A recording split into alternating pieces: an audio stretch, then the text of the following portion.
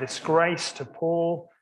Please would you help us as we come and study this great story. Fill us with encouragement and joy as we think about the Lord Jesus. Amen. Well, I'm going to test your general knowledge about baddies today, okay? Okay, well, no, what is it? Okay. The Penguin, okay, thank you for getting very good, Anne, that's very good. The Penguin from the Batman movies, okay. Sindre from The Incredibles, okay, and this one's for the oldies. A child catcher from Chitty Chitty Bang Bang, okay, give yourself a pat on the back if you scored all three. You did very well if you got two. If you only got one, well, you probably haven't watched too many movies, so that's probably good as well. Okay, great. Well, how about this one? Saul of Tarsus, one of the great Bible baddies. Let's just remember what we know so much about Saul of Tarsus. So if I come back to the end of chapter 7, over a page to page 1100, you remember Stephen had preached this great sermon, and the ruling authorities weren't very impressed. Verse 57 at the bottom of page 1100. At this, they covered their ears, yelling at the top of their voices. They rushed at Stephen, dragged him out of the city, and began to stone him. Meanwhile, the witnesses laid their coats at the feet of a young man named Saul. Okay, so that's the first time we met Saul. Here he is. And we're told a bit later that he approved, and we're told in chapter 8 and verse 1 at the top of the next page, and Saul approved of their killing of Stephen. So he looked after their coats, but he was basically approving of the death of this Christian. And then he begins to take center stage, so chapter 8 and verse 3. But Saul began to destroy the church. Going from house to house, he dragged off both men and women and put them in prison. So not satisfied with trying to destroy the church in Jerusalem, so he now wants to eradicate it in Damascus as well. But of course, something dramatic happens in this account that totally turns the story around, totally turns the life of Saul around in a dramatic way. No longer, of course, is Saul of Tarsus thought it's a great Bible baddie, but in fact, he's thought it was one of the great heroes of the faith, one of the great heroes of the Bible, the Apostle Paul. And so once again, we're being taught this glorious principle in the Bible of God's grace, of God's mercy, and God's forgiveness, free forgiveness. Whatever we've done, however bad we've been, however embarrassing we look back on our lives, there is this free offer of forgiveness to us through the Lord Jesus Christ. It's an undeserved gift, so we can come back into a relationship with God. And more than that, we can actually have a useful life serving God. And in order to make that absolutely clear, God picks this man, the Apostle Paul, Saul of Tarsus, this terrible Bible baddie. He picks him so that he can demonstrate his grace and his mercy to us. So Saul, he's the persecutor in chief. He's murderer of Stephen. He's angry, wannabe. He wants to execute people. He suddenly becomes God's chosen instrument to take this gospel of grace. It's a turnaround of staggering proportions. And I say it's recorded for our benefit so that we can understand more about God's grace. That anyone, however bad they are, however hostile they were to Jesus and the gospel, there is God's grace. And I know in my life, that when I was a student, I was very hostile to the gospel. I was being rude to Christians. And yet God in his mercy and his grace saved me, and God in his mercy and grace can save anyone. It's by God's power and by God's grace, anyone can be saved and become a child of God. So if you're here and you wouldn't call yourself a Christian, I hope you'll be able to see that. There's nothing to stop you becoming a Christian. You can't think, oh, I'm too bad, I've done these terrible things. You haven't done anything worse than the Apostle Paul. And he can forgive you. Jesus can forgive you. Sometimes people say, I don't like the Bible. It's full of violence and pornography and just horrible things. I don't understand why the Bible is like that. I've been having a discussion with a Muslim on by email, and he's made this point. I understand the Bible is a terrible book. It's corrupted. It's full of evil. It's full of violence. It's full of pornography. Why? And I confess I then watched a YouTube video of a Muslim preacher who was appalled by the sexual immorality in the Bible. Just couldn't understand it. I watched, I thought, he doesn't understand human nature. He doesn't understand the Bible concept of grace. We're all violent in what we say. We're always the potential of sexual morality within us. I don't think Muslims just don't understand sin and grace. Yes, there's sexual morality and violence in the Bible. Why? Well, because we, as human beings, are full of sexual immorality and violence. And yet with God's grace and forgiveness, we can change, we can be forgiven. Grace is at the heart of God's attitude to our rebellious creatures. And this story is just a fantastic story about God's grace. Well, let's follow the story. So it's very simple. We're going to look at before, we're going to look at Jesus' intervention, and then we're going to look at afterwards. Okay, well, as we've looked at the backstory, so Jesus has called on his disciples to take the message to the ends of the world. And we've seen staggering church growth in Jerusalem. We've seen many, many people become Christians. 5,000 people at least have become Christians. Persecution has begun. And in chapter 8, we've read of the gospel going out to Samaria, to the Ethiopian. And Luke is telling us that the gospel has reached people we wouldn't expect. The Samaritans were the enemies of the Jews, and yet they've now become Christians. And now this Ethiopian, someone from 1,000 miles away in Africa, has become a Christian as well. And now the focus turns to this man Saul of Tarsus.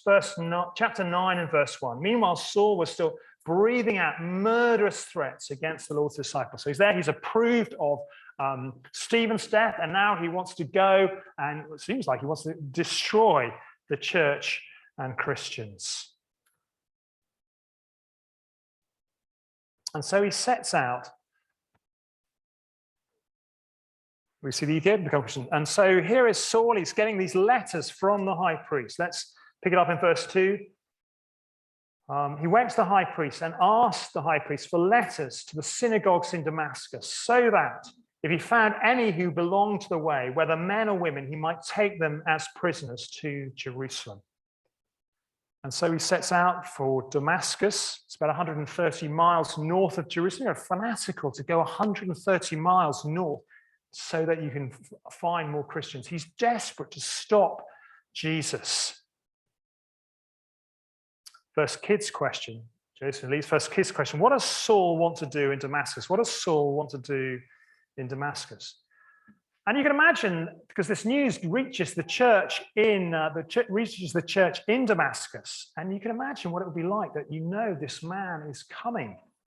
Well, let's read what Ananias says about this in verse 13, a little bit later on. Lord, Ananias answered, I have heard many reports about this man and all the harm he has done to your holy people in Jerusalem. And he has come here with authority from the chief priest to arrest all who call on his name. Yeah, if you've been a Christian living in Damascus, you would have been scared. Here is the Apostle Paul, this man Saul of Tarsus. You've seen his track record. He started this terrible persecution in Jerusalem. As if he was organized the death of Stephen, and now he's on his way to Damascus. Here is this ruthless, murderous, powerful, clinical enemy of God and his people, and he's on his way. And then, of course, the story turns dramatically as Jesus intervenes. Let's pick it up in verse 3. As Saul neared Damascus on his journey, suddenly a light from heaven flashed around him. Saul fell to the ground and heard a voice say to him, Saul, Saul, why do you persecute me? Saul is literally stopped in his tracks. We're told he falls to the ground and hears a voice. Saul, Saul, why do you persecute me? Verse 5, he says, who are you, Lord? You must have been stunned by this answer. I am Jesus, whom you are persecuting. Now, let's remember what Saul would have thought of Jesus up to this point. I guess he would have thought of him as a dangerous northern sort of revolutionary.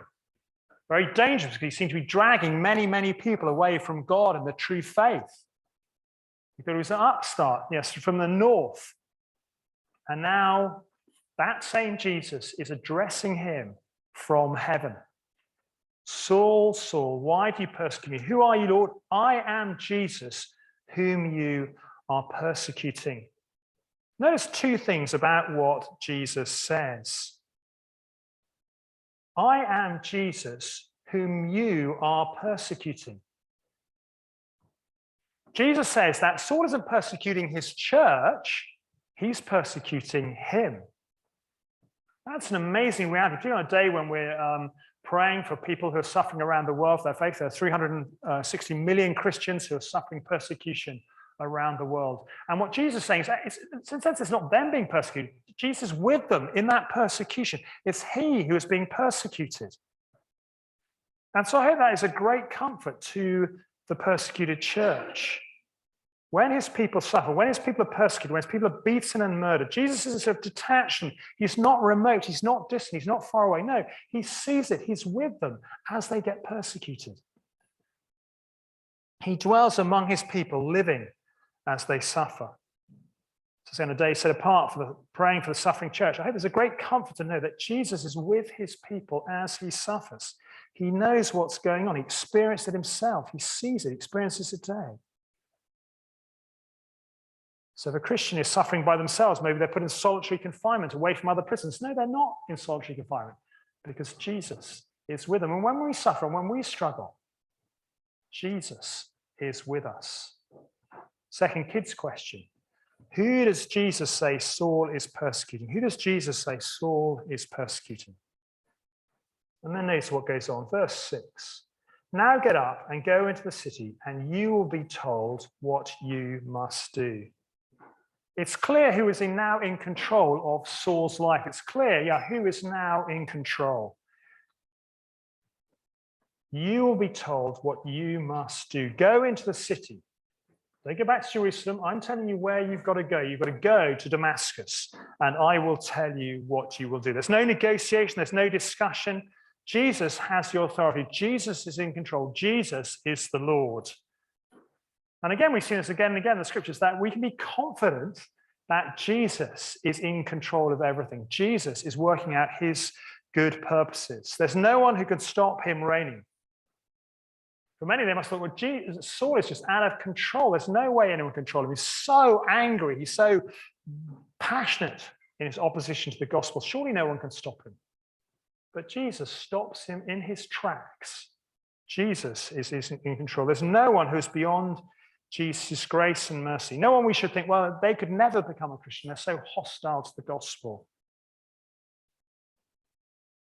Maybe you think, I wonder who you think was the most unlikely person in the world who might become a Christian. Many might say Richard Dawkins, the author of The God Delusion. But nobody's beyond Jesus' power. Not Saul, not Richard Dawkins. Nobody's beyond God's power. And so I hope that encourages that we can continue to pray for people in lives. Maybe we look around us and we see people and think, how on earth could they ever become a Christian? Well, because God is powerful. Jesus is powerful.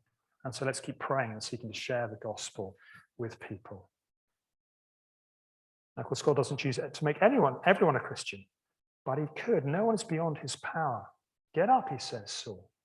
Go into the city, and you will be told what you must do. Verse 7, the men traveling with Saul stood there speechless. They heard the sound, but did not see anyone. Again, Luke is always interested in history. He's interested in witnesses. And so he wants to show this is a real event. This wasn't just some sort of psychological thing that happened in Paul's mind. No, this is a real event. The light really did shine. Other people saw it. And when Saul gets up, verse 8, Saul got up from the ground, and when he opened his eyes, he could see nothing. So they led him by the hand into Damascus. So Saul was driven by the light, and there he is. He has to be led. He can't see anything. He has to be led like a small child into Damascus. He's utterly humbled before God. His eyes are blind.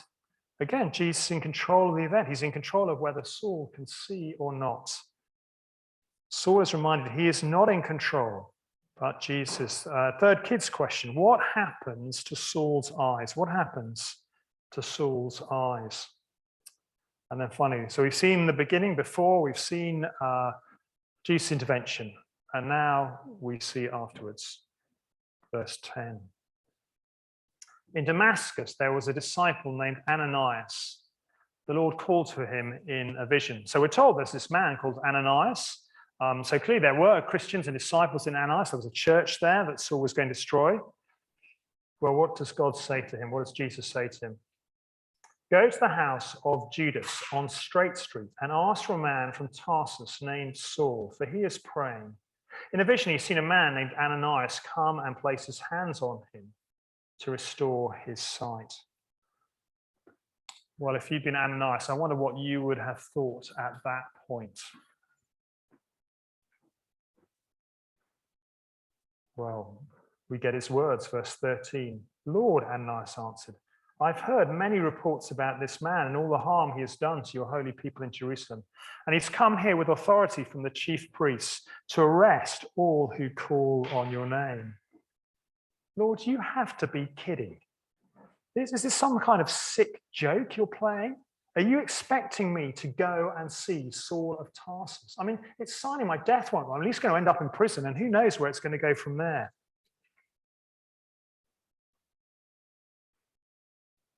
But the Lord goes on. But the Lord said to Ananias, go, this man is my chosen instrument to proclaim my name to the Gentiles and their kings and to the people of Israel. I will show him how much he must suffer for my name. Well, again, I wonder what Ananias is thinking at this stage, but it's clear now the full extent of what has happened is becoming clear. Jesus' intervention not only means that Paul will stop persecuting the church and try and destroy it, but now he's become God's chosen instrument, Jesus' chosen instrument to take this message to the whole world. It's amazing. He is now going to lead the mission to the nations. He's going to pioneer this amazing worldwide mission. So that unique combination that Saul had, he knew the Old Testament scriptures intimately from his Pharisee training. He had been brought up in a Greek culture, knew something of the Greek culture that ruled all over the place. And finally, he had now had this intense personal experience of God's grace. He understood above all people what God's grace was like, and so he could proclaim it. Next kids question, what does Jesus want Saul to do? What does Jesus want Saul to do? Verse 16 as well, I will show him how much he must suffer for my name. It's not going to be easy. It's with all discipleship. It's all with mission and evangelism. There's going to be opposition. There's going to be hostility. But I think there are two important lessons from this engagement with Ananias. The first one is that Saul, the man who was such an evil man, is now God's chosen instrument to take the message to the nations. And if we are the nations, that means we have a special relationship with Paul. Sometimes even Christians sadly will say, oh, I really love Jesus, but I don't really think that much of Paul. You know, I'll follow the teaching of Jesus, but we don't need to listen to Paul. I remember my grandmother used to say that. Yeah, I can understand Jesus, but I'm not going to look, that's just Paul. But no, it's clear that Paul is Jesus' chosen instrument to take that message to us through his traveling, through his preaching, his lifetime, and now after his death, through the letters that God in his providence has saved into our New Testament. He is Jesus' chosen instrument. He is the one Jesus has chosen to do this work for him. And I say, if we are part of the nations, what the Gentiles mean, then we need to listen to him. We need to learn from him. We need to obey his teaching. Jesus clearly thinks that he is his chosen instrument. So if somebody says to you, well, I don't like Paul, I'll listen to Jesus, but I won't listen to Paul, then we need to think, no, that's wrong. Because Paul is Jesus' chosen instrument to take the message to the Gentiles. And so as we read his letters, we think, he calls himself the apostle of Jesus Christ, the one sent as God's special chosen instrument to take this gospel out. So as we read Paul's letters, I want to encourage you, don't read Paul's letters, read Paul's letters. I think this is God's chosen instrument. And we need to read him. We've thought about the fact that there is suffering. I will show how much he suffers for my name. So just as Jesus suffered, just as the first disciples suffered, so now Paul suffers. And I say we can think about suffering around the world. It shouldn't surprise us when there is suffering. I guess in this country, it may be just harsh words. There may be lost friendships. We may lose our jobs, but people have. It's good for us to pray for the others. They estimate maybe 360 million Christians, 1 in 7 Christians around the world are suffering persecution. But there's something else that's very striking in these verses. Let's come down to the actual meeting between Ananias and Saul. Verse 17. Then Ananias went to the house and entered it. Placing his hands on Saul, he said, well, what does he say? Brother Saul. Again, let's think about that. So just a couple of verses ago, Ananias had remembered how Saul had done the church great harm, how he was seeking to arrest people. He was enemy number 1 of the church. And now Ananias calls him Brother Saul. Yes, you were trying to arrest me. Yes, you were my enemy. Yes, you were trying to destroy the church. But now I understand that through God's amazing grace, through Christ's amazing power, you are my brother. You are Christ's brother. You are now part of the Christian family. You are now, like me, an adopted, forgiven, loved child of God. One day, Saul is this hostile, intense enemy of the church. And the next day, he is forgiven. He is part of the church family. He is the brother of Christian believers. Brother Saul. Amazing words. Our final kids question. How does Ananias greet Saul? How does Ananias greet Saul?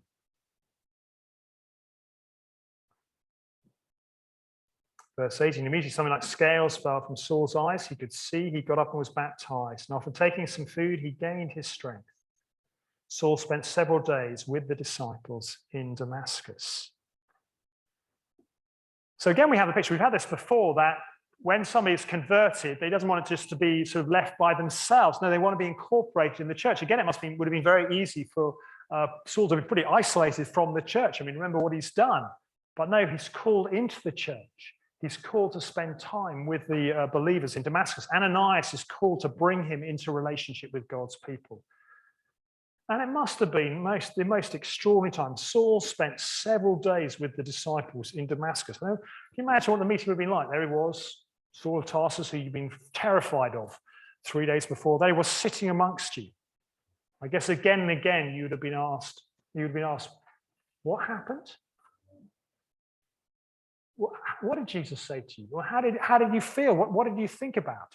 As you look back on your past life, what do you think about it now? Again and again, he'd have had to retell the story of what had happened and how you had to be led by the hand and you were blind. And Ananias had been asked, would God appear to you and said you were to go and see this man? How did you feel about that? Well, it is a wonderful, wonderful story of God's grace. And it's the first chapter of an extraordinary story that will go on through the rest of Acts and through the rest of the New Testament as we trace how he did become God's chosen instrument to take the gospel to the Gentiles, how he did write those letters that we can now read and greatly benefit from. Here is the most hated, feared man in the whole of the church. He's been utterly transformed by the grace and power of Christ. So we are shown that no one is beyond God's grace. No one is beyond Jesus' forgiveness. Everyone can be a part of his family, part of his great plan. And so I hope it fills us with great joy and great encouragement that this is what God can do in people's lives. This is what God has done in our lives. I know, as a student, I was very hostile to the gospel. I was very hostile to my Christian friends. But God put his hand on me and turned me around. And God can do that to anybody. So let's keep praying. I want to encourage us to keep praying for people and seeking to share the gospel with those around us, even those who we think were most unlikely. We think about Thursday, somebody think, well, they would never come, or they would never become Christians. But no, God is great. God is gracious. Let's seek to keep praying for the ongoing spread of this amazing gospel in Wanstead and further afield. Well, let's pray that would indeed be the case. Lord Jesus, we praise you for this amazing demonstration of your power and grace, that you came to Saul in power in love, in mercy, to utterly transform his life of evil and hostility to you into a life of suffering and service for you. Father, we thank you that all this teaches us about your grace and your mercy and your forgiveness, that you forgave him and changed him. And so in the same way, you can forgive us and change us, that you have the power to save and transform anyone, that no one is beyond your grace, no matter how evil they are, no matter how hostile they are to you. Father, we thank you not only saved Paul, but you commissioned him to be your chosen instrument, the person who would take the gospel to the nations. So we thank you for him and for his work. We thank you for all the letters he wrote to the churches, which we have today, which is such a great benefit to us. Father, we pray you would help us to understand Paul's life, his teaching, and that we would obey it and follow it. Father, we ask these things in Jesus' name. Amen.